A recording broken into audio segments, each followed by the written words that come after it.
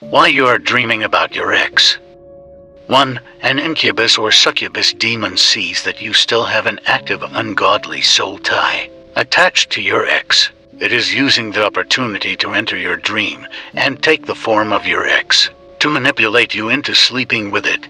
2. Your ex is a witch or warlock who is astral projecting into your dream to spiritually manipulate you into getting back together or to get revenge.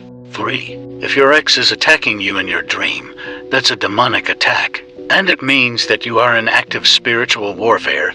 4. You see your ex kissing you, means your ex is deceiving you.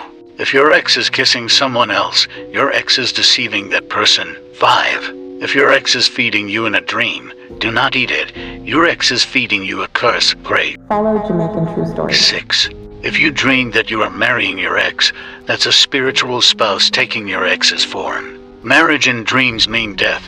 Pray against the spirit of death and the spiritual spouse. 7. If your dream takes you to your ex's house, and you are finding things out about your ex, it's a revelation dream. God is revealing stuff about your ex's life. 8. If you dream that your ex is putting someone in her car, especially the passenger seat, or is going into a car with another person, she is moving on. 9.